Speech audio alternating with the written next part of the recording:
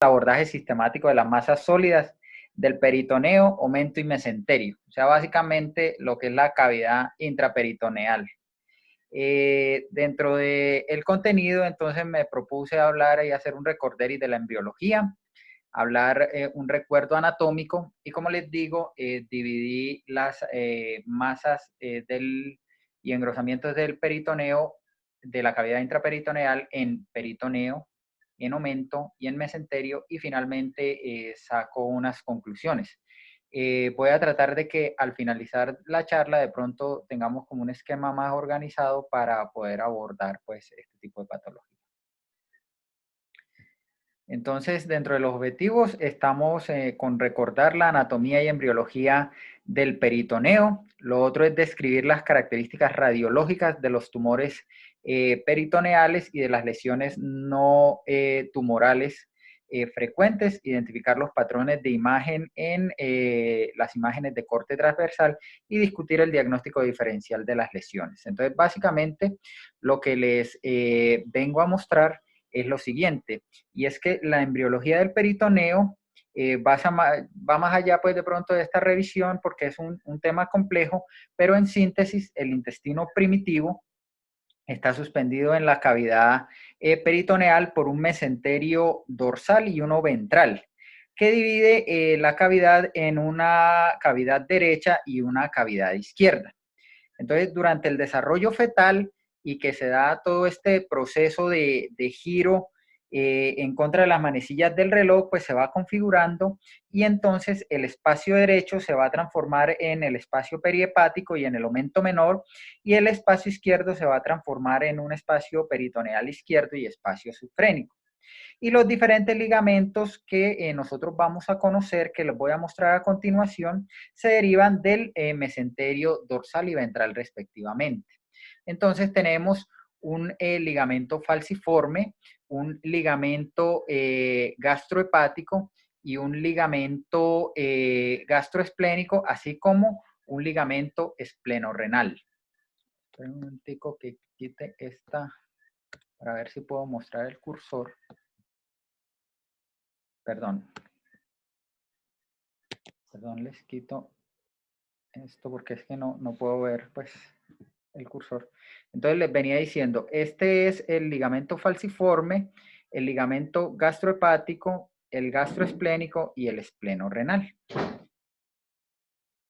Bueno, aquí en esta imagen de tomografía, entonces quiero mostrarles de pronto los reparos anatómicos que nosotros habitualmente vemos. Obviamente los ligamentos pues no se ven como tal, como bandas, pero hacia acá podemos identificar entonces lo que es la cavidad peritoneal derecha e izquierda. Vemos aquí lo que es el ligamento falciforme, vemos la transcavidad de los epiplones o omento menor, y vemos aquí la cavidad peritoneal del lado izquierdo, y hacia acá pues nosotros vamos a decir que si vemos algo pues estaremos deduciendo que está el ligamento esplenorrenal.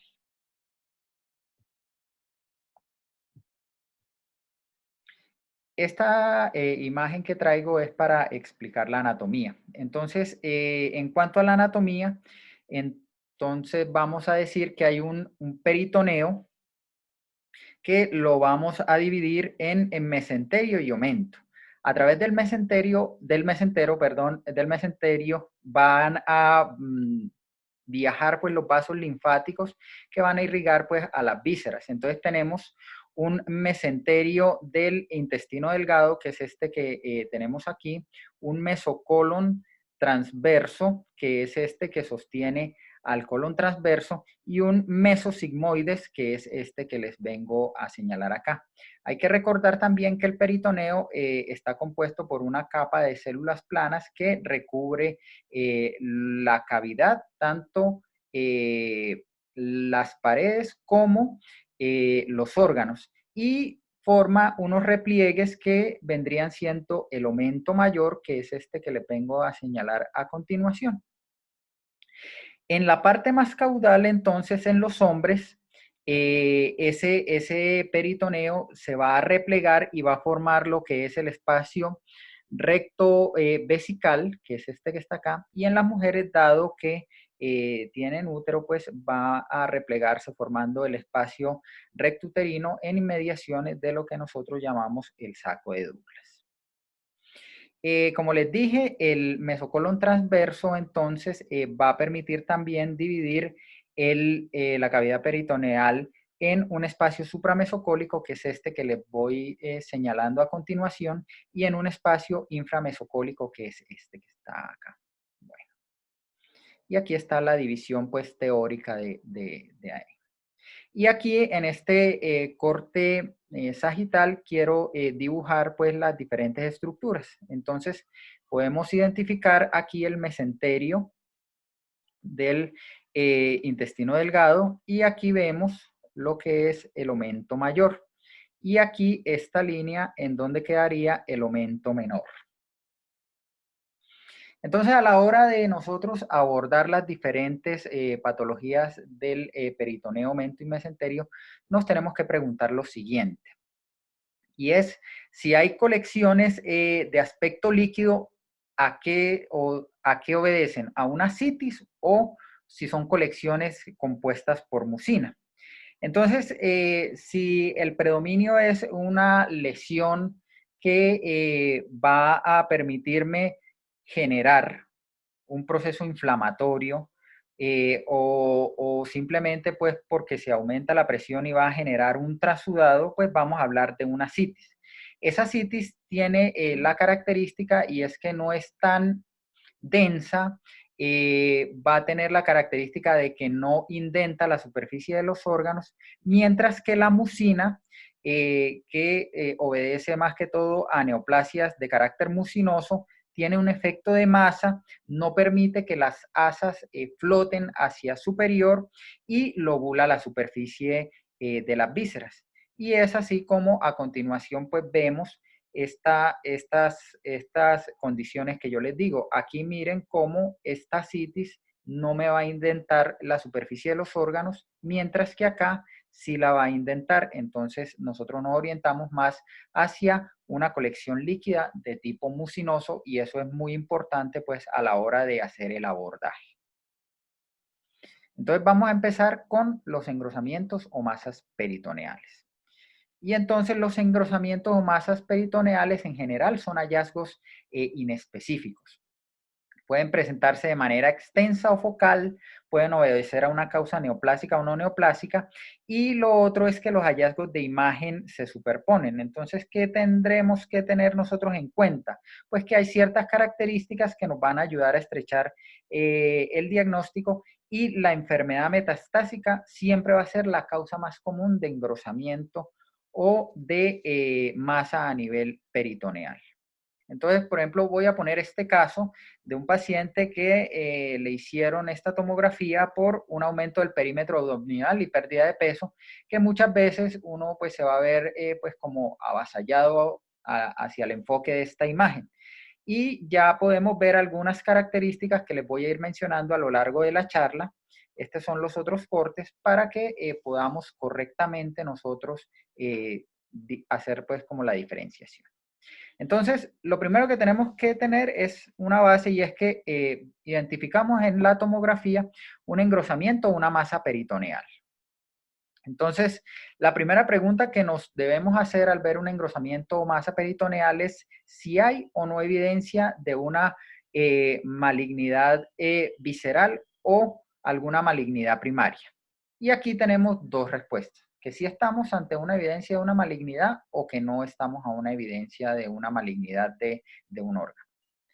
Si nosotros estamos ante la evidencia de una malignidad, pues ya nosotros vamos a saber que es una enfermedad metastásica.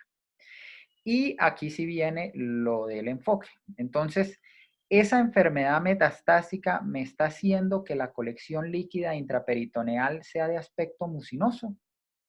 Entonces, si hay un aspecto mucinoso secundario a una enfermedad metastásica, lo otro que nos debemos preguntar es, ¿invade el parénquima de los órganos subyacentes o no los invade?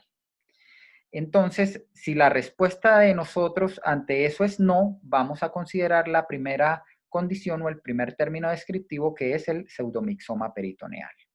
Entonces, el pseudomixoma peritoneal es un término principalmente descriptivo, que implica la no invasión de los órganos subyacentes. No es un diagnóstico como tal, sino que a la hora de nosotros leer esa tomografía o interpretarla debemos tener en cuenta.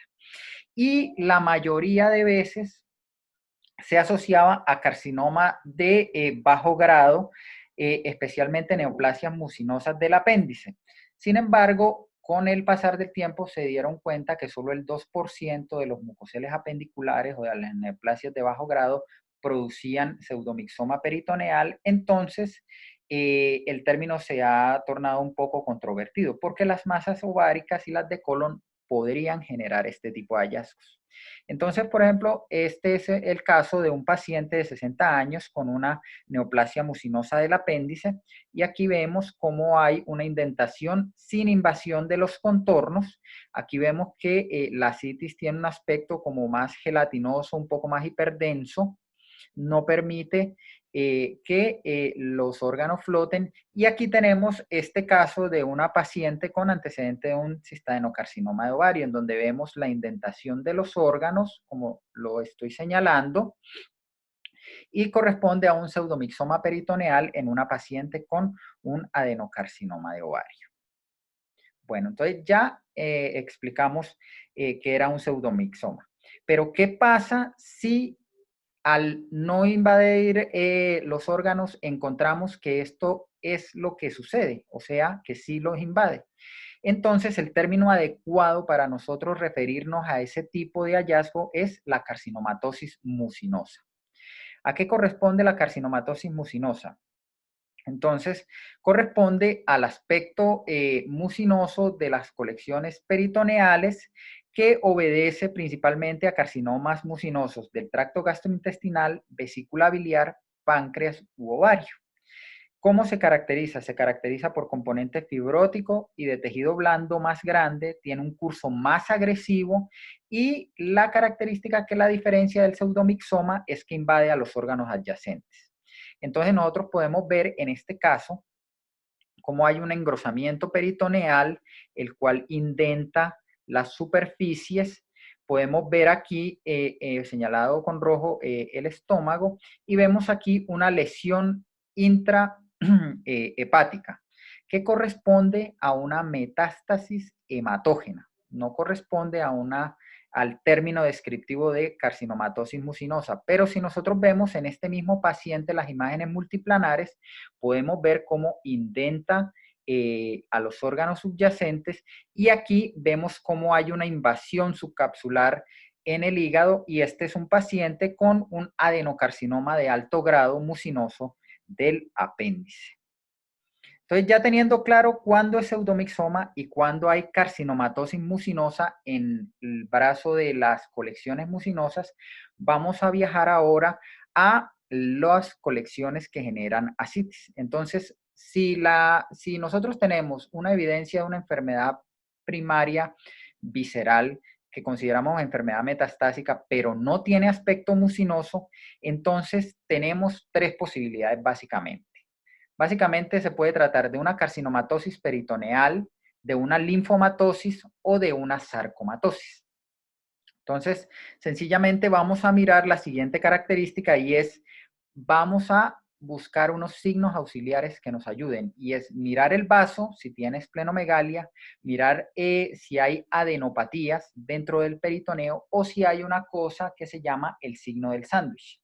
Si nosotros encontramos esplenomegalia o linfadenopatía o el signo del sándwich, nosotros estaremos ante una linfomatosis peritoneal. Entonces, la linfomatosis peritoneal corresponde al engrosamiento peritoneal difuso, principalmente visto en linfomas gastrointestinales que producen un término que más adelante voy a describir, que es el omental cake, que es el reemplazo de ese aumento mayor por carcinoma.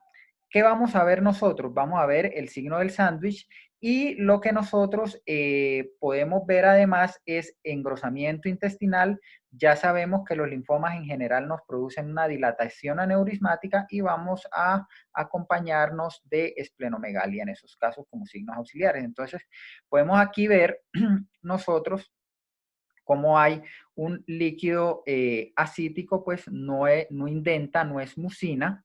Vemos aquí cómo hay unas adenopatías o un conglomerado de adenopatías intraperitoneales. Vemos aquí cómo el aumento mayor se encuentra pues como enrarecido, como invadido. Y vemos ahora a continuación lo que les voy a mostrar, que es el signo del sándwich, que es que la masa intenta bordear sin ocluir las estructuras vasculares similar a un sándwich. Entonces, eso es, y este caso corresponde a una paciente de 67 años con antecedente de linfoma difuso de células grandes y linfoma folicular, una enfermedad no Hodgkin. Bueno, continuamos entonces con este cuadro. Si no encontramos entonces esplenomegalia, ni linfadenopatías, ni signo del sándwich, estamos ante dos posibilidades: que haya una carcinomatosis peritoneal o que haya una sarcomatosis. Entonces, esas son las dos posibilidades.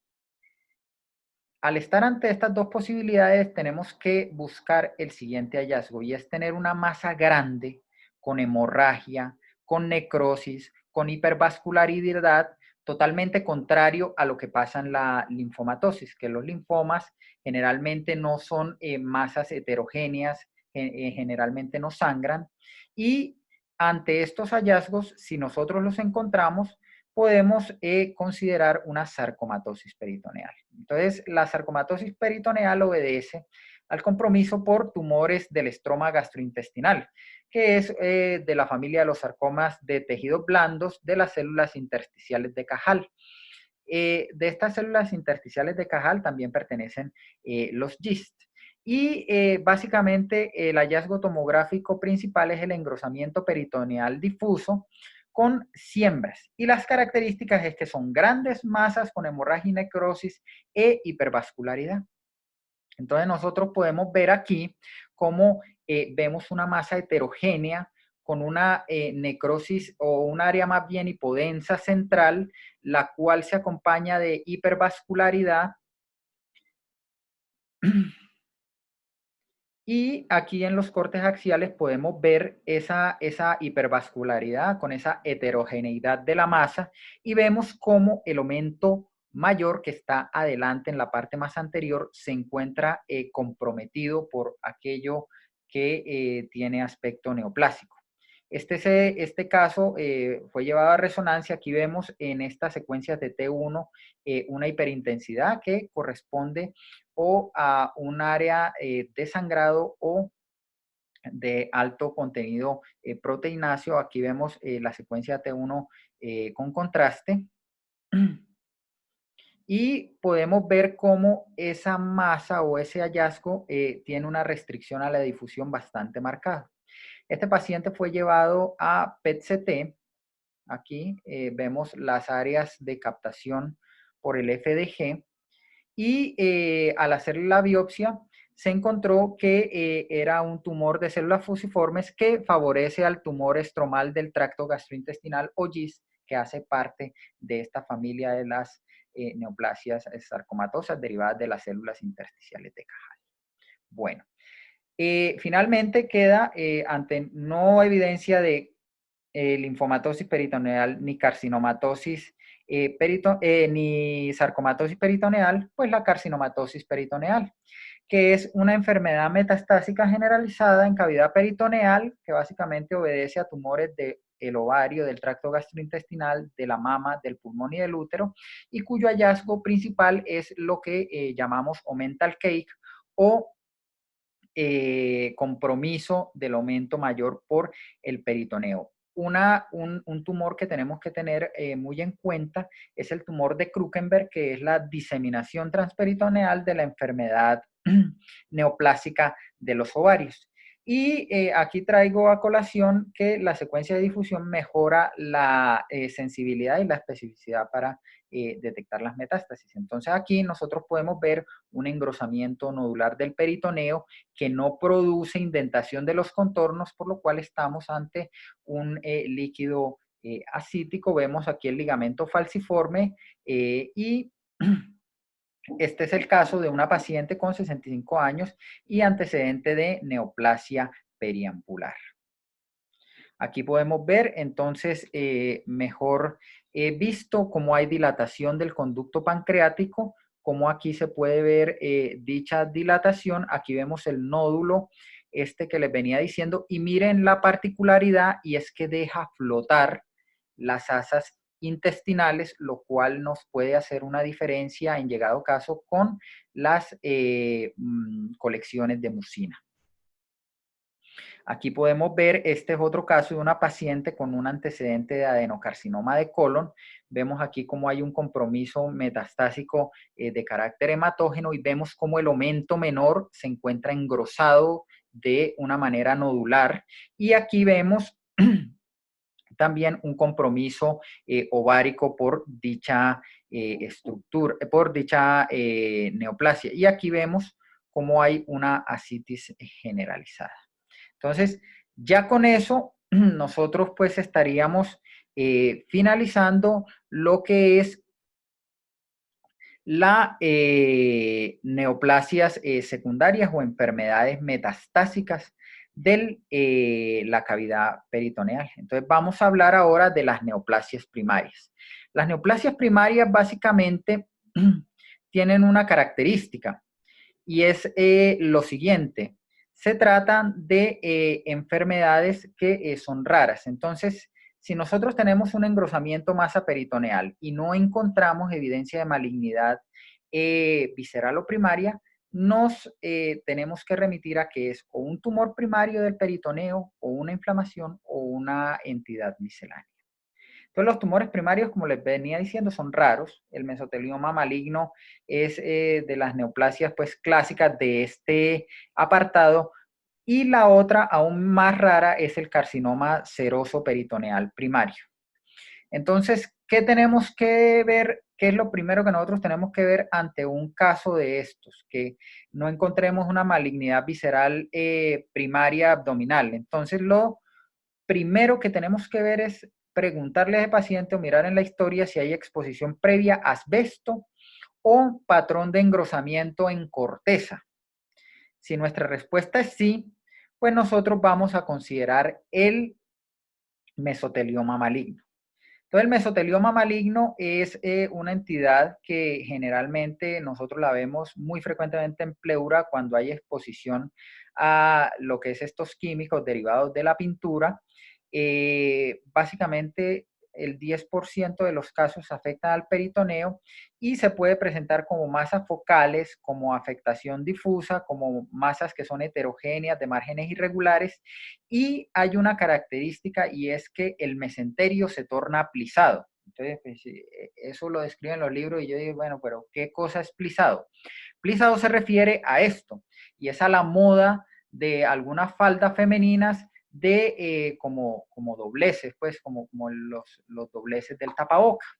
Y entonces aquí lo principal es la historia clínica de exposición al asbesto y el engrosamiento laminar del peritoneo. Entonces nosotros podemos ver este caso, que es de la literatura, en donde podemos ver un compromiso del aumento, perdón. Un compromiso del aumento mayor por un compromiso francamente carcinomatoso. Esto que es lo que llaman el mesenterio plisado, y aquí la ascitis que es de carácter no mucinoso, con unas placas calcificadas pleurales aquí prácticamente en el último corte que sugirieron hacer el diagnóstico de mesotelioma. Aquí vemos este caso de un paciente de 50 años con pérdida de peso en donde se ve pues esa característica del mesenterio plisado y podemos ver entonces aquí la presencia de algunas adenopatías con una citis que es loculada y el compromiso por carcinomatosis peritoneal. Pero aquí, pues en este caso, había la trampa y es que miren el engrosamiento pleural tan marcado. Entonces ese paciente fue llevado a biopsia y se le diagnosticó un compromiso por mesotelioma.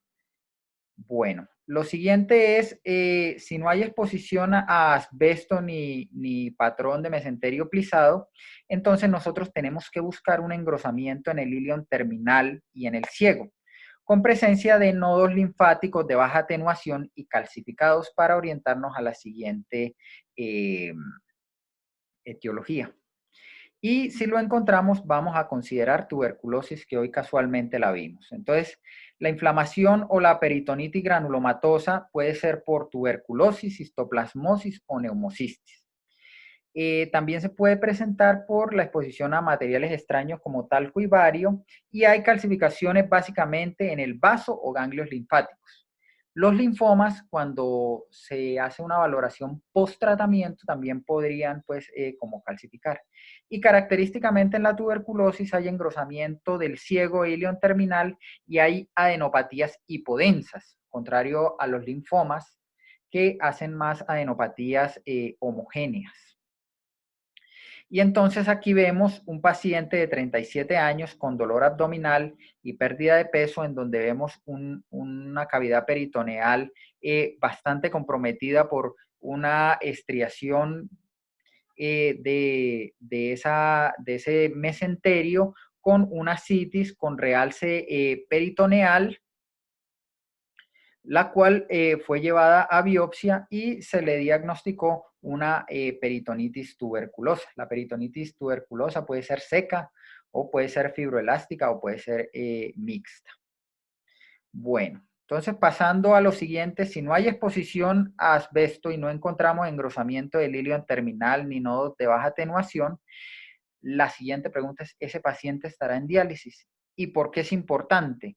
Porque si está en diálisis, nosotros debemos considerar lo que se llama la peritonitis esclerosante encapsulada, o también llamado cocún abdominal o capullo abdominal.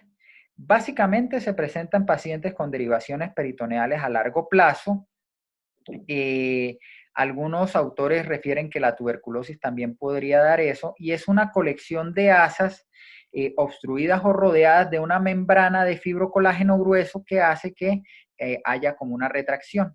Y este es el caso entonces de una paciente de 57 años con un antecedente de trasplante renal. Vemos cómo hay una calcificación aquí del peritoneo, vemos cómo las asas están como encapsuladas y vemos cómo hay loculación, y esto es un cocún abdominal cuando hace el efecto de retracción de estas asas intestinales. Bueno, si no hay entonces más por considerar en cuanto a peritonitis, ni en cuanto a mesotelioma, ni en cuanto a ganglios calcificados, entonces nosotros tenemos que buscar si hay productos de sangrado o sangrado focal en la resonancia o en la tomografía. Si nuestra respuesta es sí, pues la otra entidad que debemos considerar es la endometriosis. ¿Y qué es la endometriosis? Son glándulas endometriales funcionales fuera del estroma, cuyos hallazgos en tomografía son inespecíficos, son más específicos en resonancia, como les digo, por un aumento en las secuencias de T1 por productos Julián, sanguíneos. Señor. Julián, ¿te puedes devolver? Yo le pego un pantallazo al algoritmo. Ah, profe, al final los voy a poner todos. Es que hay varios. Hay Ah, bueno, varios. hágale pues. Sí, señor, ¿cómo no? Entonces miremos esta secuencia, esta paciente con un dolor abdominal en donde podemos ver, hay un signo muy bonito que es el kissing ovari, pues que es los ovarios como que se besan, que corresponde a una endometriosis.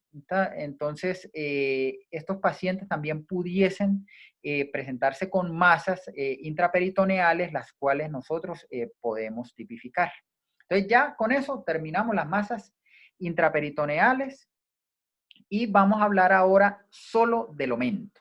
¿Listo? Entonces, para eso también hay otro algoritmo. Entonces, en cuanto a las masas omentales, lo primero que tenemos que ver es si tienen o no contenido graso. Entonces, si tienen contenido graso, lo otro es la clínica y es mirar si hay una presentación aguda o no. Si nuestra respuesta es no, o sea, no es un paciente con una clínica aguda, debemos considerar la posibilidad de un liposarcoma. En general, el liposarcoma es un tumor maligno de diferenciación grasa que es más común en retroperitoneo y se describe en 4 grupos, unos bien diferenciados, unos pleomórficos, otros desdiferenciados y unos mixoides. Básicamente el dolor del liposarcoma es dado por, básicamente la presentación del liposarcoma es por el dolor y los síntomas por el tamaño tumoral. Y la mayoría son de carácter mixoide. Son, aquí, traje pues que encontré que eran extremadamente raros pues en retroperitoneo. Entonces el liposarcoma, como les digo, intraperitoneal, hasta ahora en la literatura hay 16 casos reportados y esta es la serie más grande del doctor Hasegawa, quien dice que hay 5 en su serie que están reportados en el mesenterio y aquí los traje. Y es una masa heterogénea con áreas quísticas, con calcificaciones que tiene un efecto compresivo. Entonces podemos ver aquí cómo hay una apariencia pseudoencapsulada de la grasa, que la vemos aquí como esta pseudocápsula, que está acompañado de unas masas, las cuales son más bien sólidas, que en este corte los podemos ver mejor. Cuando nosotros vemos masas sólidas con rarefacción de la grasa o estriación de la grasa y ese pseudoencapsulamiento, nosotros podemos pensar que estamos ante un liposarcoma y que es de carácter mixoide. Este es un caso que traje yo y en donde se encontró un liposarcoma de carácter mixoide. Bueno, entonces pasamos a lo siguiente. Entonces el paciente este tiene presentación aguda. Entonces si tiene presentación aguda, lo siguiente que tenemos que hacer es mirar dónde está. Entonces mirar si está en el cuadrante inferior izquierdo, mirar si hay un signo que les voy a mostrar que es el signo del punto central o mirar si es menos de 5 centímetros. Si ese es el caso, perdón, si ese no es el caso, entonces estamos ante un infarto omental. Entonces, los infartos omentales generalmente son dados por insuficiencia vascular, se presentan frecuentemente en atletas que están poco acondicionados, que hacen un ejercicio extremadamente vigoroso y es similar en apariencia a la apendicitis epiploica. Pero quiero retornar a la diapositiva anterior, en donde vemos que los infartos mentales ni están en el cuadrante inferior izquierdo, ni tienen punto central, ni tienen menos de 5 centímetros en general. Entonces, miren esto, que son las características que le vengo diciendo. Carecen de anillo hiperdenso, están en el cuadrante inferior derecho generalmente y tienen más de 5 centímetros. Y aquí tenemos este típico caso de la literatura, en donde vemos un área de estriación grasa con un tamaño mayor de 5 centímetros. Aquí podemos ver también hacia el aumento menor una estriación de la grasa focal y miren la longitud que es mayor de 7 centímetros. Este es el corte coronal en donde podemos ver esos mismos hallazgos y corresponde a un infarto mental. Y si no, estamos ante un infarto mental y tenemos las características que les dije a continuación, pues estamos ante una apendicitis epiploica. Básicamente la apendicitis o los apéndices epiploicos son bolsas peritoneales que surgen de la serosa colónica que tienen un tallo vascular, que no son vistos en condiciones normales, sino o en ascitis o cuando se inflaman.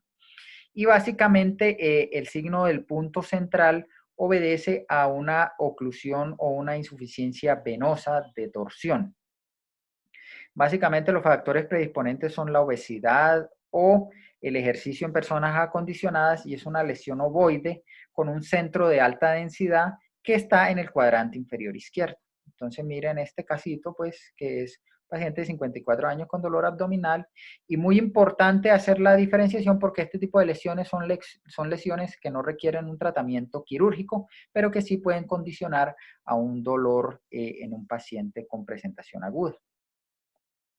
Bueno, en cuanto a las masas mesentéricas, entonces, ya terminamos el peritoneo, ya terminamos el aumento, vamos al mesenterio.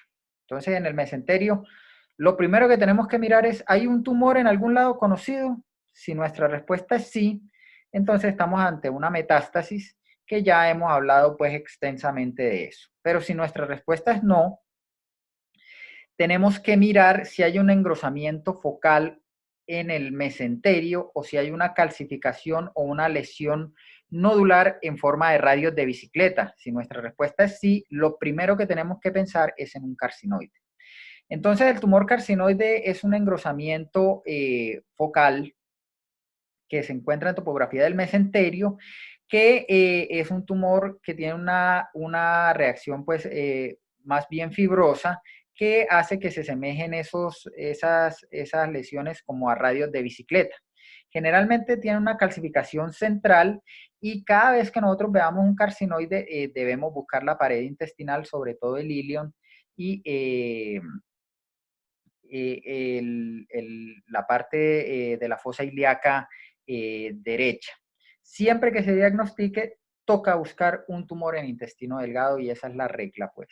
Entonces aquí tenemos una lesión redondeada en topografía del mesenterio, que tiene como aspecto de radios de bicicleta con el signo del punto central, que está adyacente a un asa intestinal que corresponde a un carcinoide, el cual le estaba provocando pues un cuadro obstructivo a esta paciente. Entonces aquí tengo la comprobación histológica, en donde vemos pues esa lesión tumoral en forma de radios de bicicleta que corresponde al carcinoide. Bueno, si no tenemos entonces radios de bicicleta, entonces miramos si hay una historia de poliposis familiar y bandas hipointensas en T2, y si es el caso, nos vemos enfrentados a un tumor desmoide. Esto en resonancia, pero en tomografía lo que sería aplicable es, ese paciente tiene historia de cirugía abdominal en algún momento de su vida. Entonces vamos a mirar los tumores desmoides, que se relacionan hasta en un 18% con las poliposis adenomatosas familiares, y se caracterizan por ser como unas lesiones isodensas al músculo en la tomografía, y tienen unas bandas hipointensas en T2 por paquetes de colágeno. Entonces, miren este caso pues tan bonito de un paciente de 32 años con un paciente que recientemente fue llevado al servicio de urgencia por un dolor abdominal. Vemos una masa que es casi de la misma atenuación del músculo. Y aquí vemos como una estriación grasa que en un momento dado fue interpretada como una inflamación, pero esa inflamación correspondía a un antecedente quirúrgico previo en la parte más caudal. Y aquí vemos cómo esa masa pues está relacionada y correspondía a un tumor desmoide. Bueno, si no estamos ante eso, entonces vamos a un mesenterio brumoso o signo de halo de grasa, o un mesenterio, como dirían en inglés, un misty mesentery. Y si estamos ante eso, lo otro que tenemos que tener en cuenta es la mesenteritis esclerosante, distinto a la peritonitis esclerosante. La peritonitis esclerosante es la que da el cocún que les venía hablando. La mesenteritis es pues la inflamación pues, del mesenterio.